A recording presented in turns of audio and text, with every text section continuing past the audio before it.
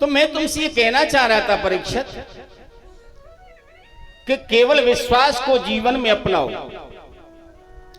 परमात्मा को कभी मत भूलो। भगवान हमेशा हमारे साथ में, ऐसा मन में विश्वास रखो। और एक और बात मैं आपसे निवेदन करूं, जो चीज भगवान के चरणों में चढ़ जाए, ये प्रयास करो कि भूल से कहीं हमारे चरणों में न पड़ जाए वो चढ़ी हुई चीज। एक बार दुर्वासा जी भगवान के धाम में गए। भगवान ने अपनी प्रसादी माला दुर्वासा जी को पहना दी। अब उस दुर्वासा जी उस माला को लेकर के चले और सीधे इंद्र के पास में जाकर के पहुंचे। इंद्र ने दुर्वासा को बड़ा स्वादिष्ट भोजन कराया। दुर्वासा ने वो माला इंद्र को दे दी और इंद्र ने वो माला अपने हाथी को दे दी। हाथी ने उस माला को लिया, भगवान की माला जो दी थी उसको पैरों के नीचे डाल दिया और कुचल दिया। इसका परिणाम क्या हुआ? इंद्र को लक्ष्मी से भ्रष्ट होना पड़ा। इंद्र के पूरे राज्य को राजा बलि ने छीन लिया। अब दैत्य लोग सम्राट बन गए।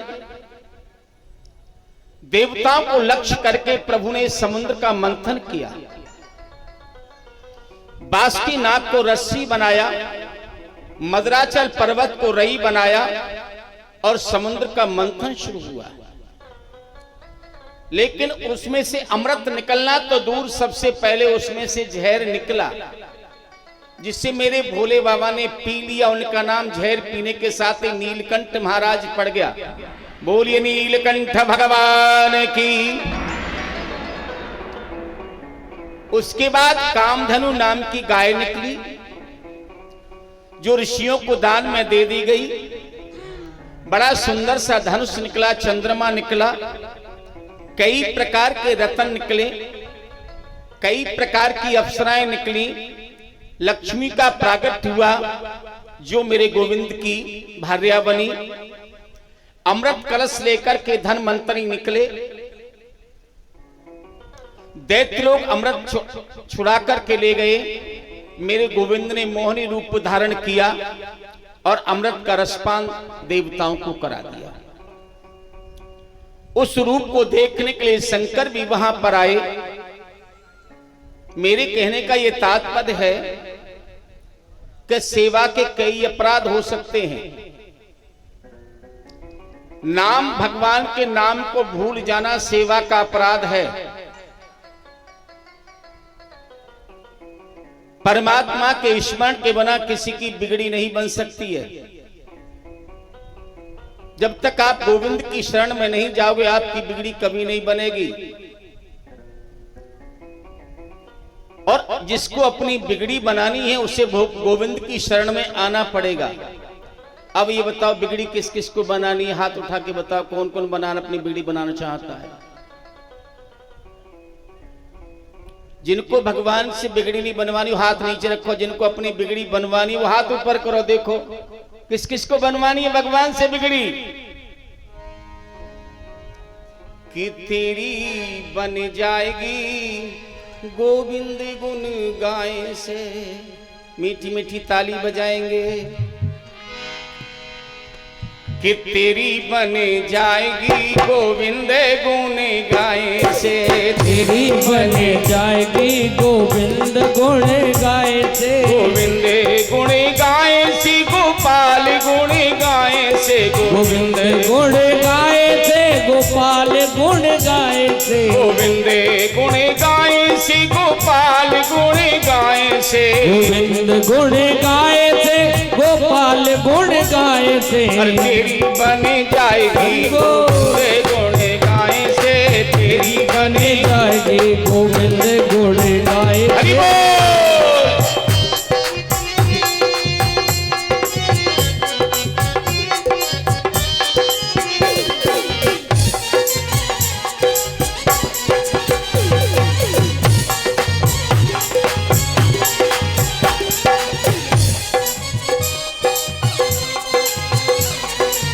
ध्रुव सबकी बन गई प्रहलाद की बन गई, सबकी बन गई प्रहलाद की बन गई, सबकी बन गई प्रहलाद की बन गई, ध्रुव की बन गई प्रहलाद की बन गई, द्रौपदी की बन गई, हरि बोल।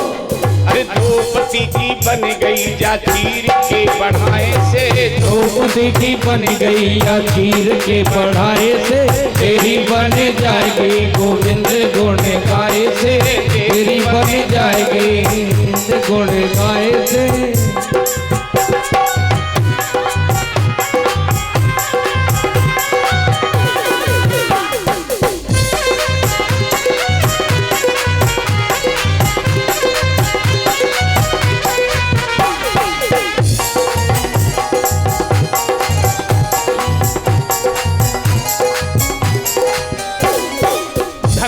की बन गई और सदना की बन गए, धन्ना की बन गई और सदना की बन गई, धन्ना की बन गई और सदना की बन गए, धन्ना की बन गई और सदना की बन गई, मीरा की बन गए, हरि बोल।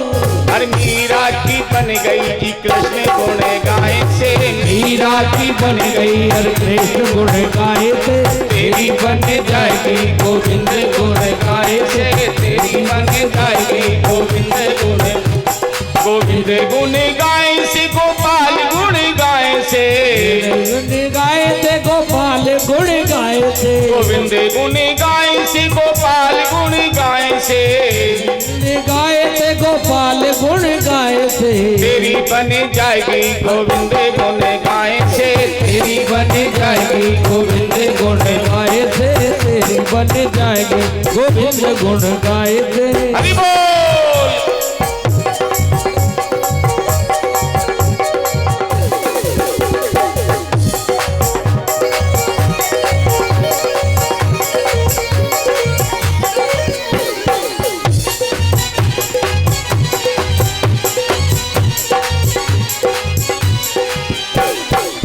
ब्रह्मा की बन गई और विष्णु की बन गई, ब्रह्मा की बन गई और विष्णु की बन गई, ब्रह्मा की बन गई और विष्णु की बन गई, ब्रह्मा की बन गई और विष्णु की बन अरे गई, नारद की बन गई, हरि बोल। नारद की बन गई जे पीड़ा के बचाए थे, नारद की बन गई या मीरा के बजाए थे, तेरी बन जाएगी गोविंद गुण गाए थे, तेरी बन जाएगी गोविंद गुण गाए थे। हरि बोल।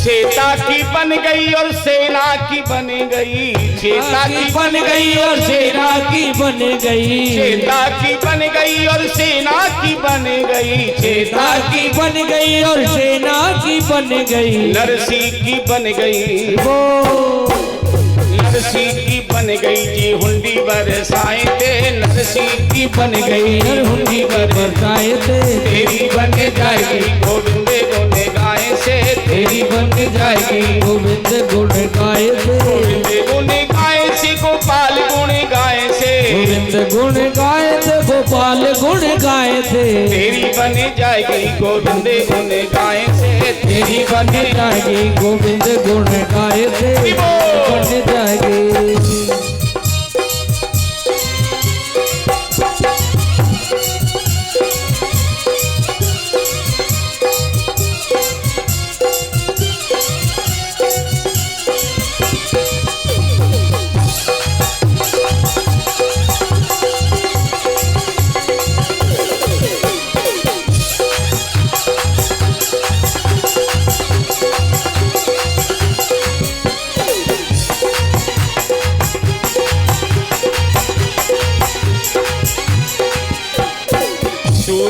बन गई कबीरा की बन गई, सूरों की बन गई कबीरा की बन गई, सूर की बन गई कबीरा की बन गई, सूर की बन गई कबीरा की बन गई, तुलसी की बन गई, अयो तुलसी की बन गई ये रामायण बनाए से, तुलसी की बन गई ये रामायण बनाए से, तेरी बने जाएगी गोविंद गुण गाए से, तेरी बने जाएगी गोविंद गुण गाए से।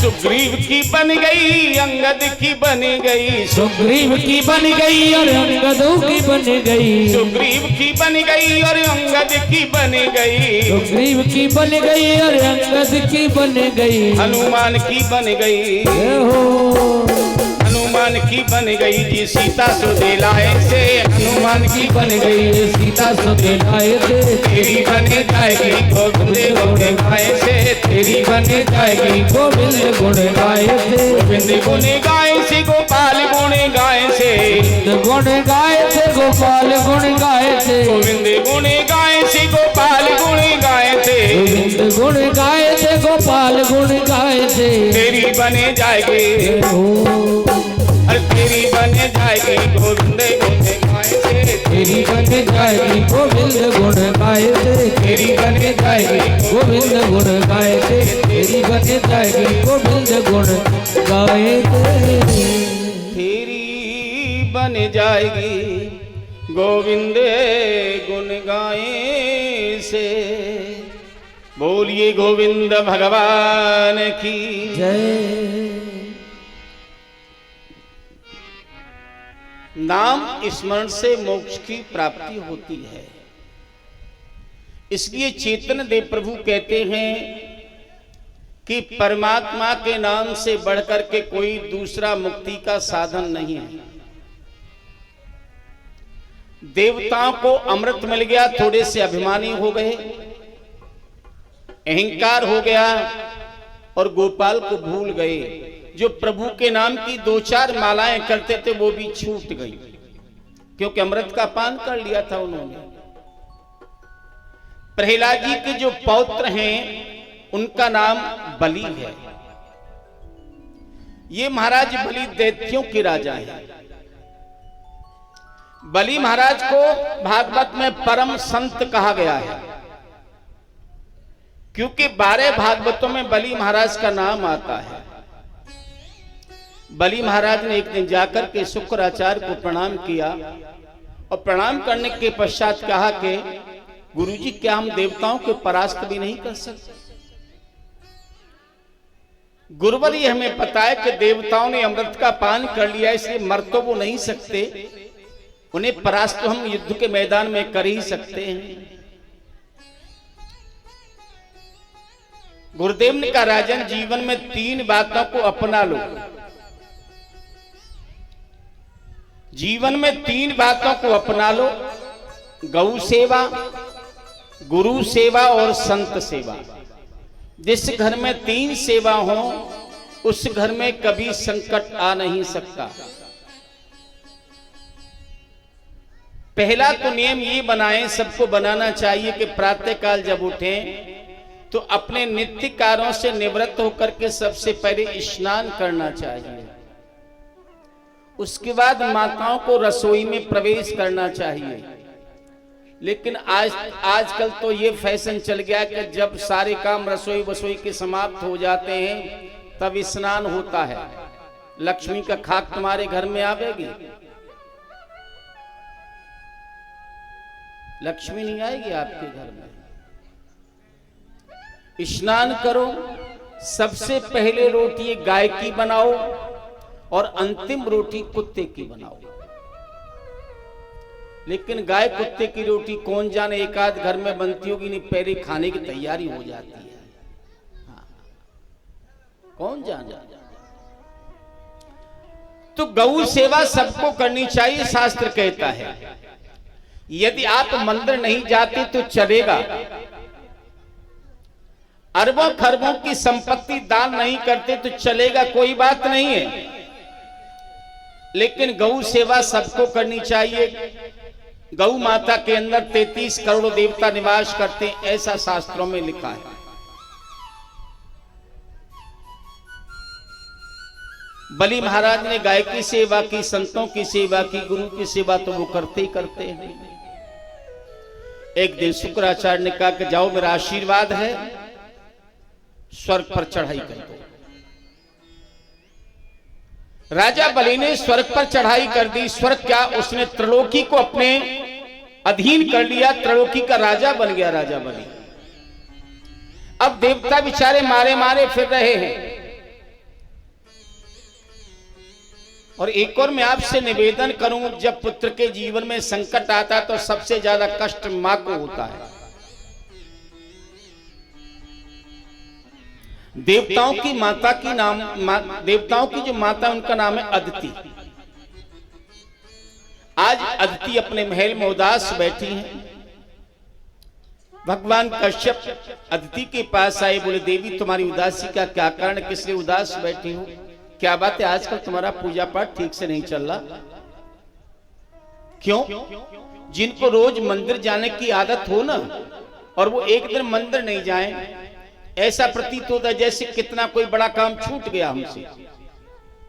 जिनको रोज पूजा करने की आदत हो, एक दिन पूजा ना करें वो, तो उन्हें ऐसा प्रतीत होता है जैसे कोई हमसे कार्य बिगड़ गया, कुछ छूट गया हमसे, पूरे दिन मन नहीं लगेगा फिर आपका। इसलिए कश्यप भगवान पूछ, देवी क्या आजकल आपका पूजा पाठ ठीक से नहीं चल रहा, क्या बात है? माता अदिति ने कहा, सब प्रकार का आनंद है, कोई कमी नहीं है, लेकिन मेरी उदासी का एक मूल कारण है। मेरे पुत्र देवताओं और स्वर्ग को राजा बलि ने छीन लिया है, और स्वर्ग का राजा बलि ने तीनों लोकों को छीन लिया है। यही मेरे दुख का सबसे बड़ा कारण है कि मेरे पुत्रों के जीवन में संकट आ गया है। हे भगवान, मैं नहीं चाहती कि किसी का अनित हो, मैं किसी को मारना भी नहीं चाहती, लेकिन मेरे घर में कोई ऐसा पुत्र जन्म लेकर के आए जो मेरे पुत्रों को स्वर्ग की प्राप्ति करा दे, क्योंकि मेरे पुत्रों के जीवन में कितना बड़ा संकट है कि मेरे पुत्र आज मारे मारे फिर रहे हैं। भगवान अपनी पत्नी को समझा रहे हैं कि क्वा देहो भौतिको नात्मा, क्वाचात्मा प्रकृते परः, कश्यम के पत्र पुत्राध्या मोह पित्रैवं कारण। देवी, कौन किसका पुत्र, कौन किसकी माता, यही मोह का एकमात्र कारण है। सामने सड़क पर दो बच्चे खेल रहे हैं, उनमें एक बेटा मेरा भी खेल रहा है, बड़े जोर से धूप पड़ रही है। मैं अपने बेटे से कहूंगा बेटा अंदर आ जाओ, बड़े जोर से धूप पड़ रही है, तो दूसरे वाले बच्चे को नहीं कहूंगा, वो भी तो किसी माँ का बेटा है, वो भी तो किसी पिता का बेटा है। ये मेरा ही तो हमें दुखाता है, रुलाता है बाद में। जब तक देवी व्यक्ति के मन में मैं और मेरा होगा, तब तक मोह नहीं जा सकता।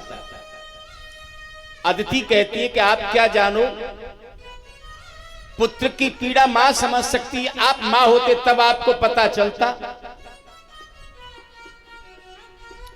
कि मां के जीवन में कितना बड़ा संकट आता है। भगवान कश्यप बोले, देवी क्या चाहती हो?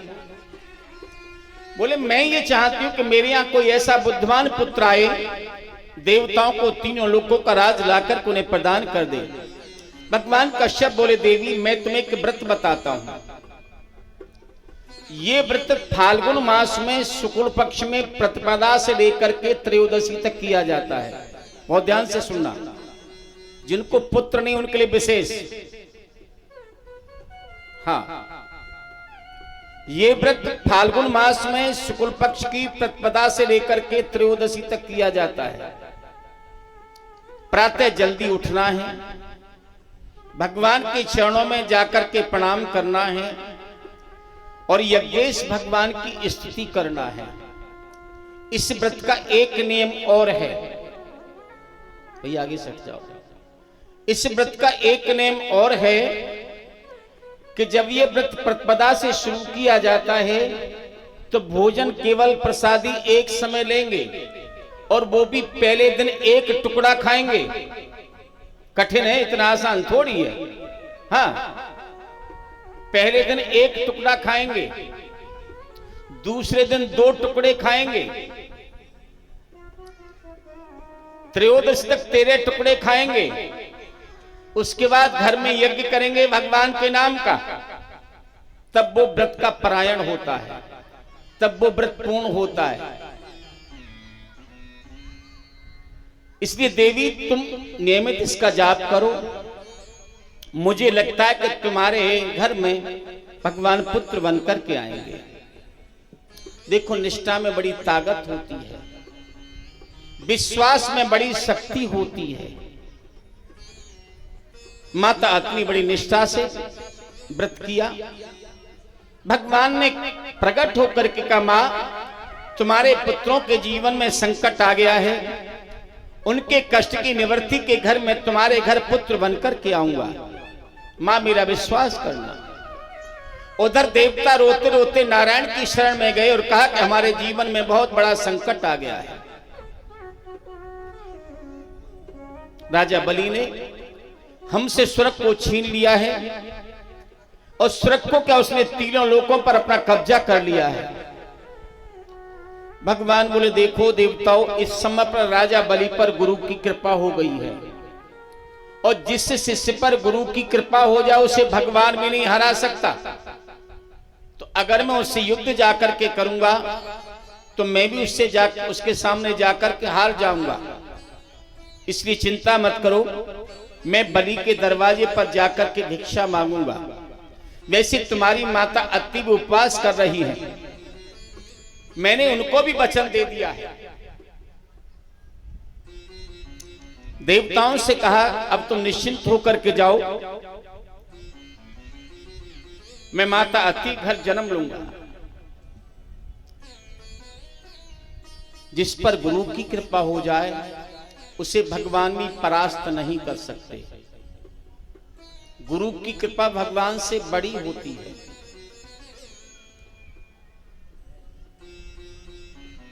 गुरु किसे कहते हैं? जो हमारे हृदय से अंधकार निकाल करके प्रकाश भर दे, वही तो गुरु है। ये गुरु की परिभाषा है। एक और मैं आपको बढ़िया सी बात बताऊंगा, जो भादों का महीना होता है, ज्यादा ही कुछ बढ़िया है भादों का महीना। हमारी राधा रानी का अवतार किस महीने में हुआ? भादों के महीने में। मेरे गोविंद का अवतार किस महीने में हुआ? भादों के महीने में। बलराम जी का अवतार किस महीने में हुआ? भादों के महीने में। और वामन भगवान का भी प्राकट हो रहा है भादों के महीने में। और सुखदेव स्वामी ने जी महाराज परीक्षित को जो शुक्र ताल पर कथा सुनाई थी, वो भी भादों के महीने में 9वीं से शुरू करी थी। भादों का महीना, शुक्ल पक्ष की द्वादशी तिथि, ठीक दिन के 12 बज रहे हैं। भगवान नारायण देवताओं की कार्य सिद्धि के लिए माता अत्ति के घर में आकर के प्रकट हो गए। बोलिए वामन भगवान की जय। कितनी सुंदर झांकी है वामन भगवान की,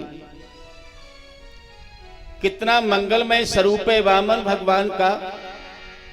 छोटा सा मुखारविंद है, शंख जैसी ग्रीवा है, मुट्ठी भर की कमर है, 4 अंगुल का पेट है, मोती जैसे दांत हैं, टमाटर जैसे गाल हैं और बिंबा फल जैसे होठ हैं और बटुआ कुसुम है।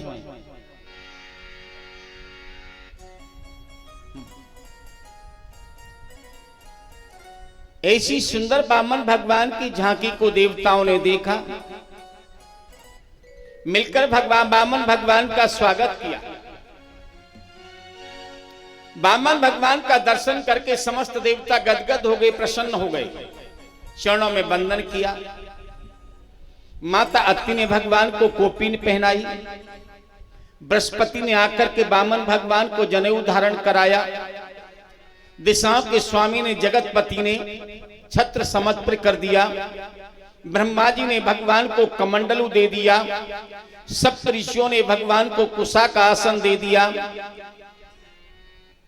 और खड़ाऊ चरणों में पहना दिया।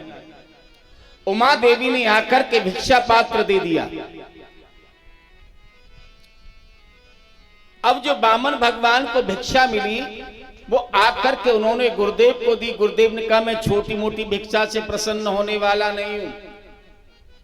अगर तुम मुझे भिक्षा देना चाहते हो तो त्रिलोक की भिक्षा ला करके मुझे दो, तब मैं प्रसन्न होऊंगा। मुझे छोटी मोटी भिक्षा नहीं चाहिए। बामन भगवान ने कहा आपका आदेश हुआ तो ऐसा ही होगा। अब बामन भगवान सीधे वहां से चल दिए। बामन भगवान का मतलब क्या है? केवल बामन अंगुल के हैं वो। बामन भगवान बामन अंगुल के हैं। हाथ में केवल कमंडलू है, सर पे छाता तान करके चल रहे हैं और राजा बलि के यहां जा रहे हैं। एक और मैं आपसे कहूं, जिससे हमारा कोई परिचय नहीं हो, जिससे हम कभी मिले नहीं हो, उसे देख करके हमारा मन प्रणाम करने को करे तो समझो कि उस व्यक्ति में कोई देवीय शक्ति है। हाँ, अब बलि महाराज के यज्ञ मंडप की ओर बामन भगवान बढ़े। बामन का अर्थ में आपसे कह रहा था केवल बामन अंगुल का होता है। बौने बनकर के आए प्रभु के दरवाजे पर। अब राजा बलि तो यज्ञ पर यज्ञ कर रहे हैं, सामने शुक्राचार्य जी यज्ञ करा रहे हैं। राजा बलि ने बामन भगवान को यज्ञ मंडप में दूर से आते हुए देखा। गुरुदेव के सामने हाथ जोड़ करके बोले मुझे ऐसा प्रतीत हो रहा है कि आज हमारे यज्ञ मंडप में सूर्य भगवान आ रहे हैं। आचार्य सुखदेव ने कहा राजन, अगर सूर्य भगवान है तो चंद्रमा तो अवश्य ही आ रहे हैं। इतना सुंदर स्वरूप हमने जीवन में पहले कभी नहीं देखा। इतनी मनोहारी झांकी है। आपस में गुरु शिष्य ऐसी बातें कर ही रहे थे। एक सामने कुर्सी डालो यहां पर, या इधर डाल, यहां डाल दो, एक यहां कुर्सी डाल दो। बोलिए बामन भगवान की।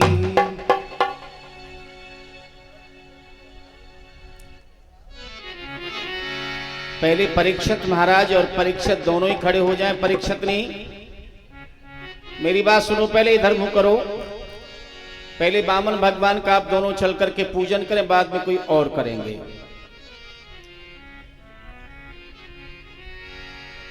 धीरे धीरे बामन भगवान जाकर के पहुंच गए। राजा बलि के यहां गुरु शिष्य बातें कर रहे थे।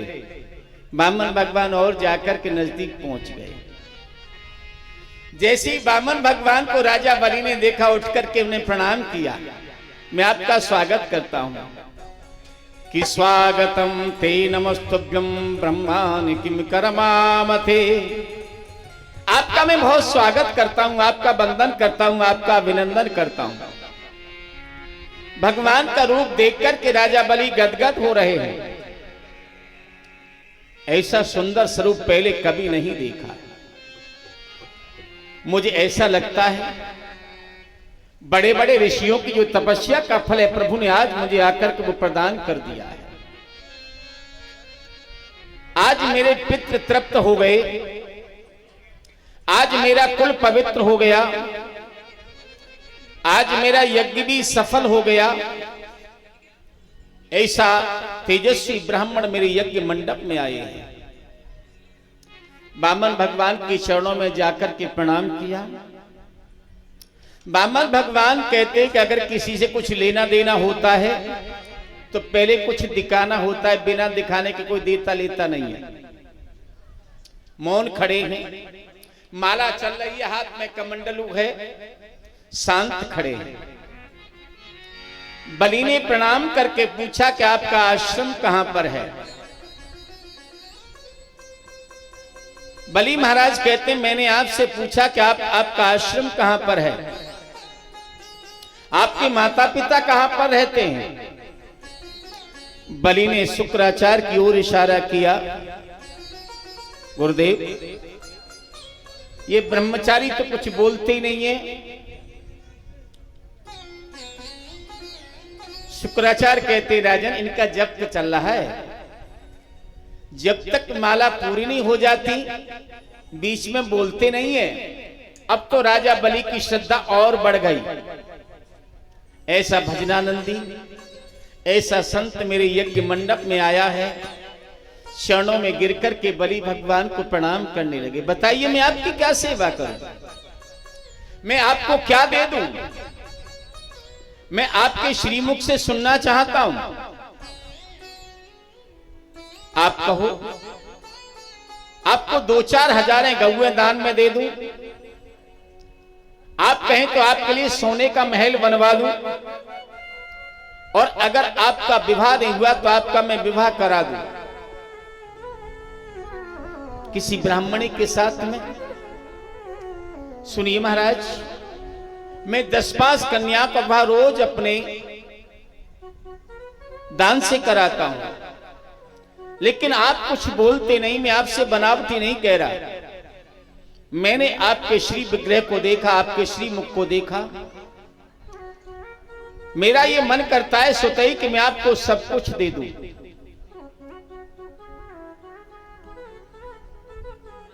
मैं आपको अपना सब कुछ दे दूं। भगवान ने मन में सोचा, बड़ा प्रसन्न हो रहा है। इतना करके भगवान ने अपनी माला पूरी कर ली। और जब भगवान ने अपनी माला पूरी करी तो भगवान कहते हैं तुम दान देने की बात करते, कोई आश्चर्य की बात नहीं है। राजा बलि कहता है महाराज अगर आपका विवाह नहीं हो तो किसी ब्राह्मण की कन्या से आपका विवाह करा दें। मैं महाराज आपसे बिल्कुल बनावटी कोई बात नहीं कह रहा हूं, मैं आपसे बिल्कुल सत्य कह रहा हूं। बलि से भगवान बोले हमें कुछ नहीं चाहिए, हम कभी कुछ लेते नहीं हैं, क्योंकि आप दानी तो कोई बड़ी बात नहीं। तुम्हारे जो बाबा थे ना हिरण्याकश्यप प्रहलाद जी, वो भी बड़े दानी थे। जो तुम्हारे परबाबा थे हिरण्याकश्यप, वो भी बड़े दानी थे। जो तुम्हारे पिताजी थे विरोचन, वो भी बड़े दानी थे। तुम दान देने की बात करते, कोई नई बात थोड़ी है। लेकिन राजन बड़े संकोच की बात है कि मैं तुम्हारी इस इच्छा को पूर्ण नहीं कर सकता। भगवान कहते मैं महान त्यागी हूं, मैंने अपने जीवन में एक पैसा नहीं लिया। अगर मैं दान लूंगा तो मेरा नियम बिगड़ जाएगा। बलि ने कहा महाराज आपको कुछ तो लेना ही पड़ेगा, मेरे यहां पर यज्ञ चल रहा है और आप जैसा विद्वान संत मेरे यहां से बिना कुछ लिए चला जाए तो मेरे लिए बड़े कष्ट की बात है। भगवान बोले राजन किसी से क्यों कुछ लें, अकेला शरीर है, मेरे पास छाता है, वर्षा आती है छाता तान लेता हूं, पीने के लिए कमंडलू है, प्यास लगती है तो कमंडलू में जल लेकर के पी लेता हूं, और भिक्षा के लिए पात्र मेरी कोई कामना नहीं है। राजा बलि चरणों में गिर गए, महाराज आपको कुछ न कुछ तो लेना पड़ेगा, आप कुछ तो लीजिए। जब आपकी पत्नी आ जाएगी तब तो आप कुछ ले सकते हैं। भगवान ने कहा विवाह के चक्कर मत डालो भैया हमें, क्योंकि आखिर में विवाह के बाद फिर रोना ही पड़ता है, इसलिए हम विवाह नहीं करना चाहते। राजा बलि बोले महाराज गृहस्थ जीवन तो बड़ा सर्वश्रेष्ठ है, आप एक बार हाथ तो करो, भगवान बोले तुम ऐसा करो, दानवान तो हमें बाद में देना, पहले हमारा विवाह करवा दो।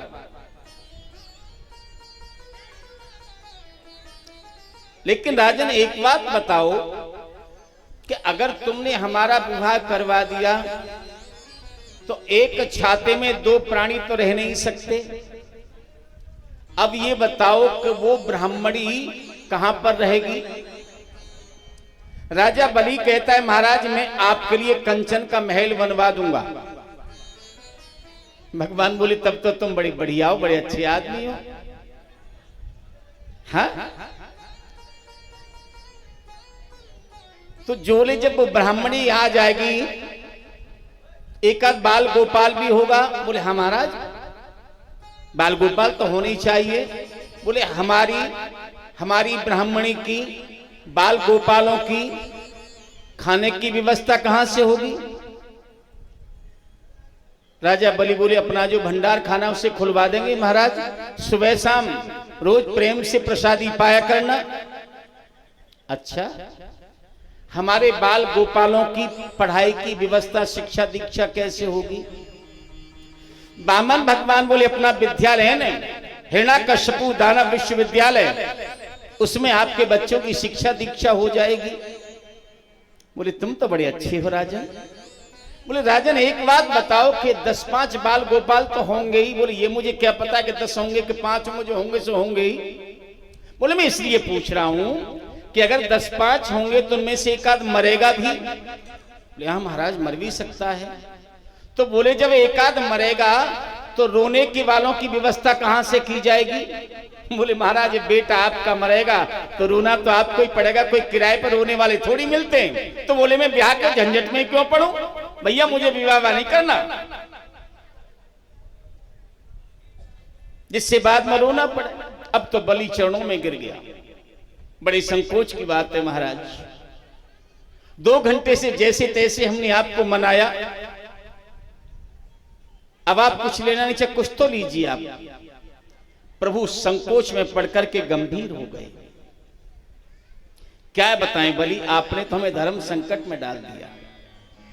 बलि बोले महाराज धर्म संकट काहे का है? अरे राजन धर्म संकट ही तो है। अगर मैं दान लेता हूं तो मेरा नेम बिगड़ता है, अगर मैं दान नहीं लेता हूं तो तुम्हारे मन को कष्ट होगा। इसलिए मैं कुछ ऐसा बीच का रास्ता निकालूं कि जिससे दान लेने से मुझे कोई दोष भी ना लगे और तुम्हारे मन को कोई कष्ट भी ना हो। बोले हाँ महाराज मांगिए। बोले राजन ऐसा करो, मुझे तुम केवल 3 पैर पृथ्वी दे दो। बोले महाराज बुरा मत मनियो, रहे बामन के बामन ही, मांगना भी नहीं आता ठीक से। बोले और सुनो। बोले हाँ। बोले जो 3 पैर पग पृथ्वी लेंगे वो भी अपने पैरों से लेंगे, तुम्हारे से नहीं। 3.25 नहीं लेंगे, 3.25 नहीं लेंगे, केवल 3 लेंगे। बोले कल बात, बामन अंगुल के तो तुम खुद ही हो, एक आसन ठीक से ना बिछेगो 3 पैरों में। इसलिए महाराज बुरा मत मानो। अग्रम बुद्धि बाणिया, बनिया की बुद्धि सबसे आगे होती है। अग्रम बुद्धि बाणिया, मध्यम बुद्धि जाट, तुर्क बुद्धि टुकड़ा और बामन चौपट पाट। पंडित जी तो ने काऊ ने खीर खवाई दी, वो भी प्रसन्न है जाता है। लाला खूब खुशी रहे, मौज मार आनंद कर। दक्षिणा मिलो चाहे फिर मत मिलो, हाँ इन्हें चकाचक खीर खवा दे, वो प्रसन्न है जाएंगे। फिर दक्षिणा मांगे जी, हम उन्हें मांगेंगे आपसे। राधे राधे बोलना पड़ेगा, जोर से बोलो राधे राधे, राधे राधे। भगवान कहते हैं कि पहले तुम हमारे, बोले महाराज तुम पे मांगना नहीं आता, ठीक से मांग लेते। भगवान बोले पहले 3 पैरी पूरी कर देना, तुम हमारे बड़े दानी बने फिरते हो। भगवान ने कहा हमने बहुत कथाएं सुनी है राजन, आज 5 काम दोगे, कल 10 की इच्छा होगी, फिर 50 की इच्छा होगी, फिर 100 की इच्छा होगी, फिर 5000 की इच्छा होगी, फिर 50,000 की इच्छा होगी। इसलिए ध्यान रखना, 3.25 नहीं लूंगा, 3.25 नहीं लूंगा, केवल 3 पैर पृथ्वी मुझे दान में देनी हो तो केवल 3 पैर पृथ्वी दान में लूंगा। राजा बलि ने कहा महाराज जहां से आपकी इच्छा वहां से नाप लो। भगवान बोले दान देना भी ठीक से नहीं आता तुम्हें? बोले महाराज इसमें दान देने की क्या बात है? बोले पहले संकल्प कराओ। संकल्प का मतलब जानते हैं अपने, जब संकल्प कराते हैं, संकल्प में जो पंडित जी मांगेंगे वो आपको देना पड़ेगा। आपने देखा होगा, यहां तो नहीं, सोरों, जिसे सूकर क्षेत्र सोरों कहते हैं, वहां पंडित बड़े कृपा निधानु हैं, बड़े मेहरबान हैं। वहां राजस्थान के लोग आते अपने पूर्वजों को लेकर के, और दिसंबर जनवरी के महीने में वो पंडा बेचारे कितने सीधे, देखो मैं आपको बताऊं, गंगा जी में खड़ा कर देते हैं जजमान को, गंगा जी में खड़े हो जाओ। अब दिसंबर जनवरी के महीने में तुम्हारा एक डुबकी लगाने के बाद शरीर कांपता ही है। फिर वो पंडा लोग कहते हैं देखो तुम्हारा पाप कांप रहा है, तुम्हारे पितृ तुमसे नाराज हो गए, संकल्प कराओ। वो कह रहे महाराज का जो हतीना हम पे। बोले कोई चिंता, मतलब वो जानते हैं कि अगर संकल्प करा देगा तो अपने यहां से भेजेगा। संकल्प का मतलब है कि आपने सर्वस्व ब्राह्मण को सौंप दिया, और वो संकल्प करा लेते हैं। यहां तक कि कभी कभी तो बेचारे पंडा लोग किराया भी नहीं छोड़ते यजमान के पास, वो पंडा लोगों से ही मांगते हैं, वो दे देते हैं। बोले जानते हैं कि संकल्प हो गया है, अब तो वहां से भेजेगा, जब तक संकल्प के पैसे भेजेगा नहीं तब तक इसको नींद भी नहीं आएगी रात को।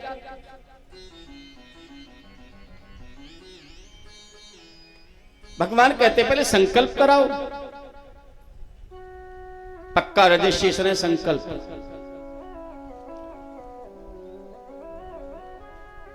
राजा बलि बोले मेरा संकल्प क्या कराना? बोले बिना संकल्प पे हम पृथ्वी नहीं लेंगे। अब शुक्राचार्य ने देखा कि ये ब्राह्मण का बालक संकल्प के पीछे क्यों झगड़ा कर रहा है, गड़बड़ है कुछ। शुक्राचार्य ने आंखें बंद करके देखा, विचार किया, करे ये तो स्वयं नारायण देवताओं की कार्य सिद्धि के लिए बामन बनकर के आए हैं। शुक्राचार्य महाराज बलि को थोड़ी सी दूर ले गए और कहा कि राजन ना ये बामन है या त्रेपन है, इनके चक्कर में पड़ने की जरूरत नहीं है। बलि बोली थी कौन है? कि ए सबेरोचने साक्षात भगवान विष्णु रम्यम। हे बलि ये साक्षात भगवान विष्णु हैं, देवताओं की कार्य सिद्धि के लिए बामन बनकर के आए हैं। अत्ति के गर्भ से इन्होंने जन्म लिया है। यदि तुमने इन्हें 3 पैर पृथ्वी देने के लिए संकल्प कर दिया तो तुम्हारा सर्वस्व लूट लेंगे, तुम्हारे पास कुछ नहीं बचेगा। इसलिए हाथ जोड़ करके कह दो कि अभी मैंने देने लेने की कोई बात आपसे नहीं की, फिर कभी आना, फिर विचार करेंगे। बलि बोले महाराज आप ये क्या करें, मुझे झूठ बोलने की आप प्रेरणा देते हैं? कैसा तेजस्वी ब्राह्मण! 3 घंटे से बड़ी मुश्किल से मैंने प्रार्थना की है, तब 3 पैर पृथ्वी लेने के लिए तैयार हुए हैं। शुक्राचार्य बोले मैं अभी तुमसे कह रहा हूं कि कह दो मैंने देने लेने की बात अभी कुछ नहीं की है। गुरुवर आप मुझे झूठ बोलने की प्रेरणा देते हैं। शुक्राचार्य कहते हैं बेटा 8 जगह झूठ बोलने से पाप नहीं लगता, बहुत ध्यान से सुनते जाना। शुक्राचार्य कहते हैं बेटा 8 जगह झूठ बोलने से पाप नहीं लगता। बहुत सुंदर उपदेश करें शुक्राचार्य जी। बेटा अगर पत्नियों से किसी बात को जो गोपनीय बात है वो अपनी पत्नी से छुपाना हो तो वह झूठ बोलने से पाप नहीं लगता। ये तुमने गलती नहीं करी, उसे बता दी, लेकिन तुमने ये गलती कर दी कि उनसे कह दिया कि ये बहुत गोपनीय बात है, इसे छुपा के रखना, इसे बताना मती।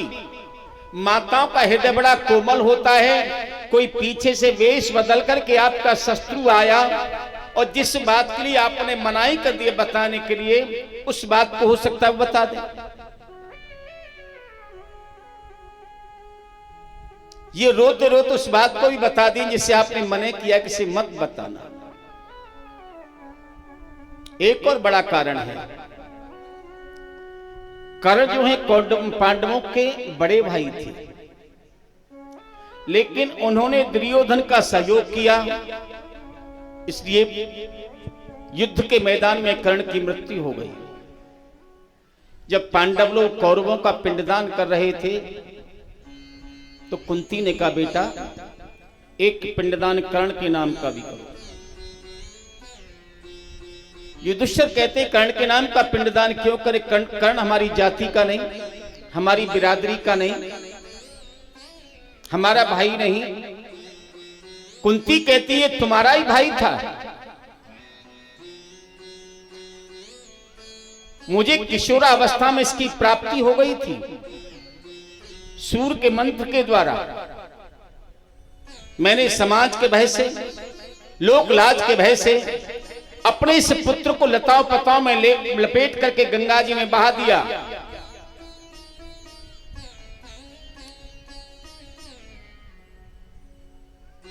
और ये कौनते कर्ण से राधे कर्ण हो गया। ये तुम्हारा ही भाई। इतना सुनकर के युधिष्ठिर रोने लगे। मां, जब मैं कर्ण के पैरों की ओर देखता था तो उनके पैर आपके पैरों से मिलते थे। मैं विचार करता था कि शायद मां हमसे कुछ छुपा रही है। मां, तुमने इतनी बड़ी बात छुपाई। एक महान योद्धा को मरने दिया, एक धर्मज्ञ को मरने दिया। अगर मुझे ऐसा पता होता कि कर्ण हमारे बड़े भाई हैं, हम उनके चरणों में बैठ करके उनकी सेवा करते, उन्हें कभी मरने नहीं देते। तुमने मुझसे ऐसी बात छिपाई। मैं नारी जाति को श्राप देता हूं, आज के बाद कोई भी मां अपने हृदय में गंभीर बात को छुपा करके रख नहीं सकेगी। युधिष्ठिर श्राप दे दिया। तो अगर माताओं से कोई बात छिपानी पड़ जाए तो वहां पर पाप नहीं लगता। हंसी मजाक में मुंह से झूठ निकल जाए तो वहां पर पाप नहीं लगता। तीसरा, किसी का शादी विवाह कराना हो, वहां पर झूठ बोलना पड़ जाए तो वहां पर पाप नहीं लगता। यदि किसी का संपूर्ण धन नष्ट हो रहा है तो वहां पर झूठ बोलना पड़ जाए तो वहां पर पाप नहीं लगता। किसी के प्राण संकट में वहां पर झूठ बोलना पड़ जाए तो वहां पर पाप नहीं लगता। गौ हत्या रोकने के लिए वहां पर झूठ बोलना पड़ जाए तो पाप नहीं लगता।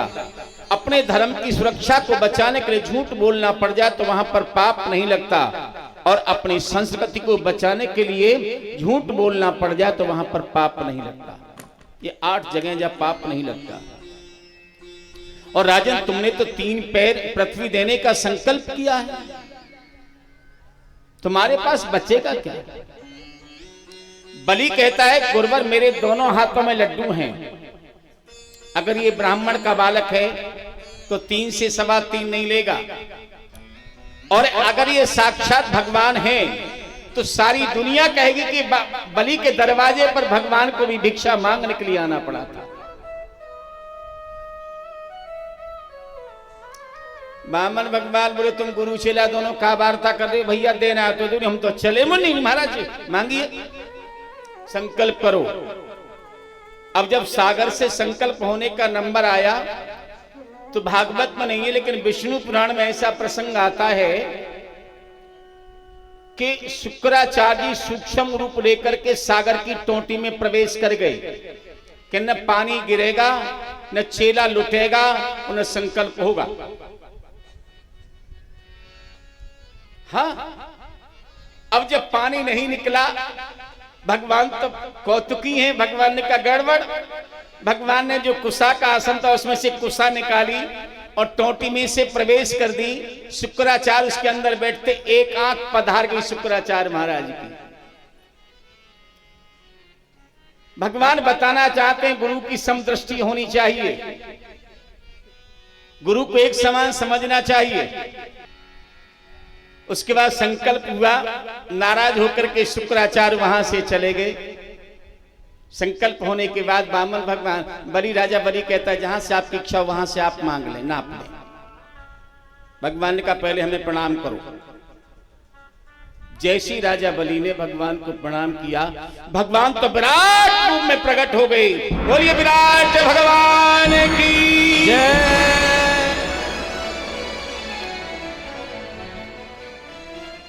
करोड़ों अरबों किलोमीटर लंबे हो गए, अब राजा बलि ने जैसे ऊपर देखा तो कुछ ऊपर कुछ दिखाई नहीं दिया। वो तो पहले ही मालूम पड़ गया था शुक्राचार्य के द्वारा कि स्वयं नारायण हैं। प्रभु ने अपना एक पैर इतना लंबा किया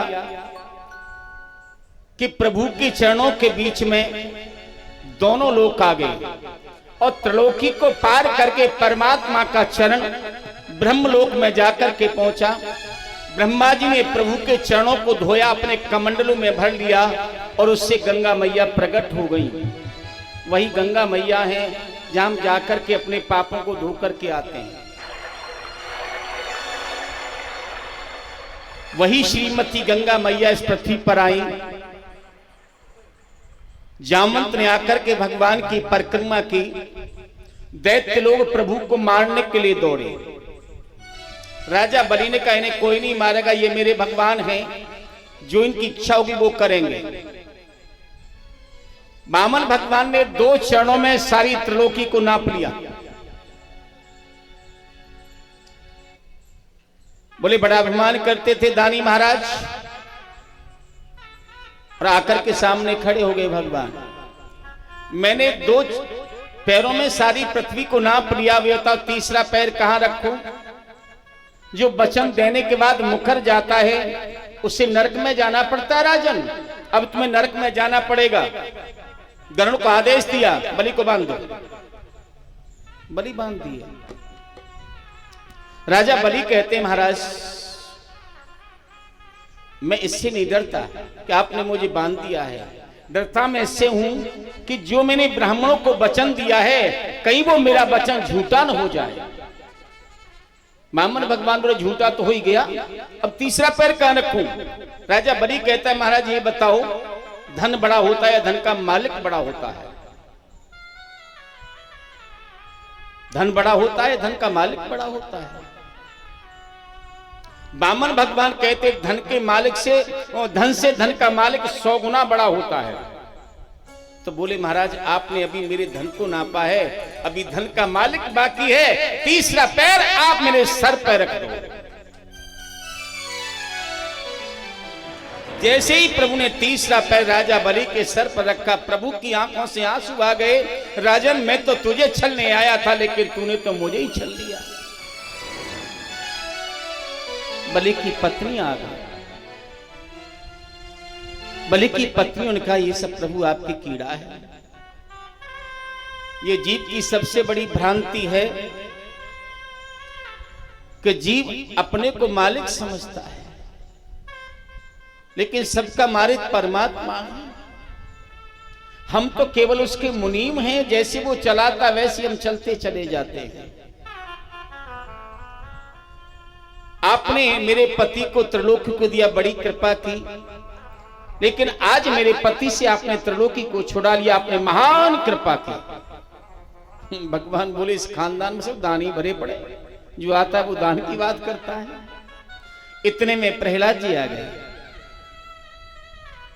भगवान कहते हैं प्रहलाद से कि आज मेरा हृदय बड़ा प्रसन्न है, तुम्हारा जो पौत्र है ना वो तुमसे भी बड़ा दानी है, इसलिए सुतल लोक का राज तो मैं इसे देता हूं। अगर इनकी और कोई इच्छा हो तो ये मुझसे मांग सकते हैं। राजा बलि से कहा और कुछ मांग लो। बोले महाराज वैसे तो आपको दियो सब कुछ भी हो, जब आपने वो सुतल लोक को राज दे दो, पर एक कमी है। बोले क्या? बोले मेरी इच्छा यह है कि जब मैं घर महल के अंदर प्रवेश करूं तो मुझे आपका दर्शन हो, और महल से बाहर निकलूं तो मुझे आपका दर्शन हो। भगवान बोले सीधे सीधे ठीक ठीक क्यों नहीं कहते, कोई चौकीदार की जरूरत है? हाँ, अरे जब कब तुम बाहर निकलोगे, कब तुम अंदर जाओगे, मुझे क्या पता? तो ये को चौकीदार की जरूरत है? ऐसा स्कंद पुराण में वर्णन मिलता है कि भगवान चौकीदार बन गए राजा बलि के। आए थे राजा बलि को ठगने, स्वयं ठग गए।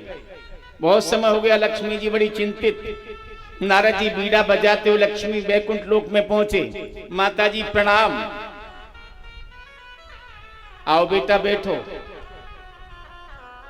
बेटा बैठो। क्या हुआ माता जी उदास क्यों हो? हम बोले तुम्हारे भगवान गए थे 5-6 महीने हो गए, लौट करके अभी तक नहीं आए। बोले लौट के अभी नहीं आए, अब वो लौटने वाले भी नहीं है। बोले क्यों? बोले वो तो राजा बलि के यहाँ चौकीदारी कर रहे हैं, दरवाजे पर बैठे हैं। लक्ष्मी जी बड़ी घबराई। श्रावण का महीना आ गया, लक्ष्मी जी गई। भगवान ने पहचाने लक्ष्मी जी। बोले कहाँ जा रही हो? बोले मेरे अंदर जो राजा बलि वो मेरे भैया आए। भगवान ने पूछा तुम्हारे भैया कब से बन गई है? तुम्हारे भैया कब से? हाँ। बोले वो हमारे भैया हैं। बोले तो जाओ अंदर, तुम्हारे भैया हैं तो।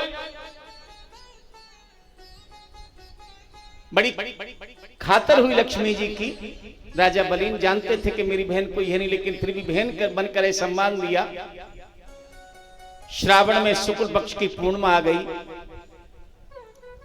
लक्ष्मी ने एक रक्षा सूत्र लिया और राजा बलि की कलाई पर बांध दिया। जैसी राजा बलि की कलाई पर बांधा, बलि ने कहा बहन कुछ मांग लो, क्या चाहिए आपको? लक्ष्मी बोले भैया वैसे तो काऊ बात की कमी ना है हमारे घर में, सब ठीक ठीक ही है, लेकिन ये तुम्हारा जो चौकीदार है बड़ा अकलमंद सो दिखाई दे रहा हमको। ऐसा करो इसे ही तुम हमें दे दो, हमें और कुछ नहीं चाहिए। राजा बलि की आंखों में आंसू आ गए। बहन मेरे पास यही तो बचा था, और क्या बचा है? यही तो मेरे पास बचा था। एक रूप से भगवान लक्ष्मी के साथ में चले गए और एक रूप से आज भी भगवान राजा बलि के दरवाजे पर पहरा देते हैं।